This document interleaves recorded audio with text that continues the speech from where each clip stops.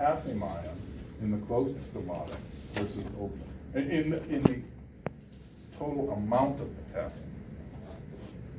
Here's the aperture, here's the volume. The volume of the guard cell approximately doubles when it's open versus when it's closed. And so the concentration is a tenfold change. So it goes from about 40 millimolar concentration to 400 millimolar concentration when the guard cell opens. Even though its volume is increasing, its concentration is increasing even faster, so that the amount of potassium is increasing even faster, so that its concentration goes up 10 times in open versus closed stomata. Similar for chloride concentration, different numbers, but again, approximately, well, what is this, 7 times, 7 point something times, higher concentration of chloride ion in guard cells whose stoma is open versus guard cells whose stoma is closed. And malate, again, about a 10 times increase in the concentration of malate ion in open stomata versus closed stomata. Right? These changes, all right, they've been known for a while. This is an older reference, 87. How does that come about? How does the guard cell do it? How? It's a question, actually. Sure, yeah. From where these solutes came from? Very good question. And another question is, how do they know that they have to increase the solutes?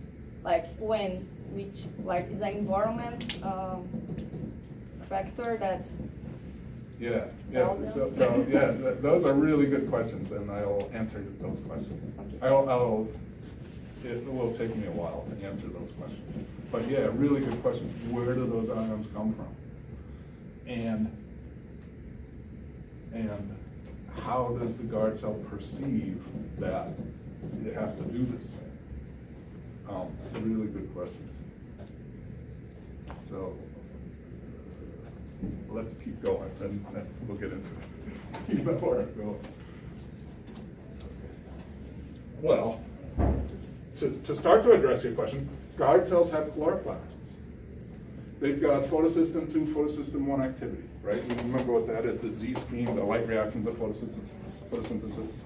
So guard cells do that. Remember, in the electron transport reaction, we have from water, right here, we have an electron, what is this?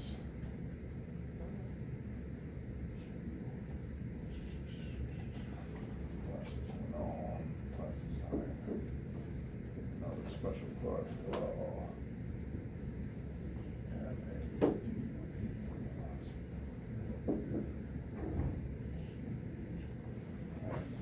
So this is photosystem 2. Oh, this is photosystem 1, right?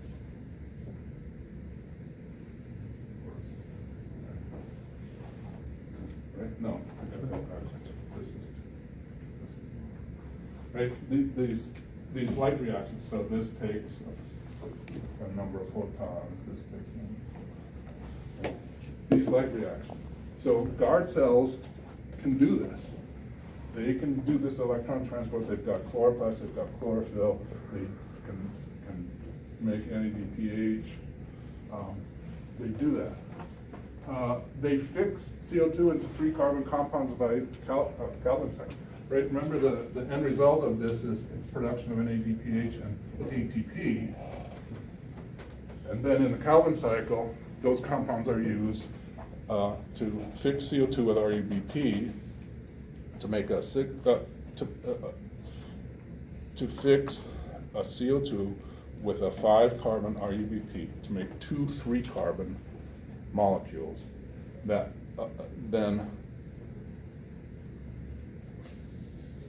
5 of those 6 carbons get recycled to make another RUBP, and every 3 times around the Calvin cycle, one 3-carbon compound then is either incorporated into starch in the chloroplast or exported from the chloroplast into the cytoplasm to make sucrose.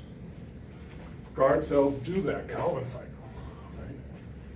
They can fix CO2 just like other cells.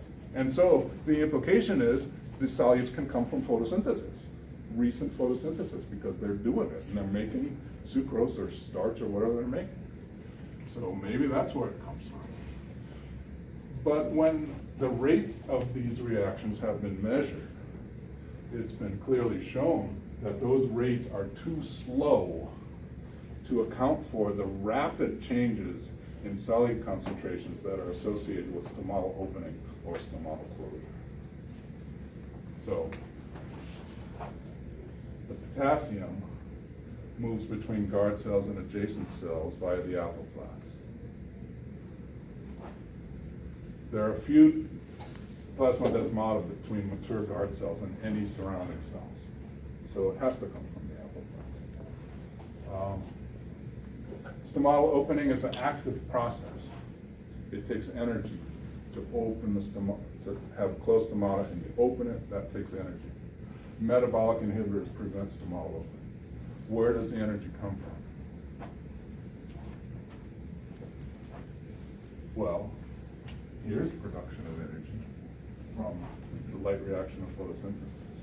So photophosphorylation, this production of ATP in the light, has been shown that it can provide the energy in certain situations. And in particular, in stomatal opening in response to red light, well, light in general, let's say. Stomatal opening in response to light,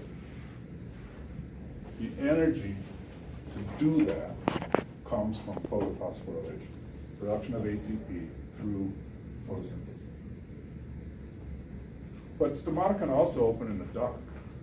So one factor that they respond to is CO2 concentration.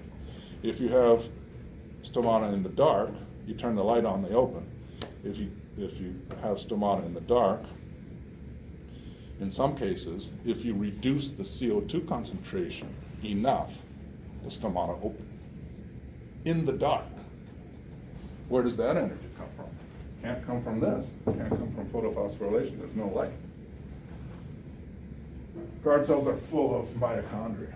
What's more, the respiratory enzymes, you know, remember respiration, glycolysis, tricarboxylic acid, single oxidative phosphorylation. All those enzymes are present in the guard cells. And so the implication is that respiration can also provide energy to open closed guard cells. I'm sort of beating around the bush here to get to the point.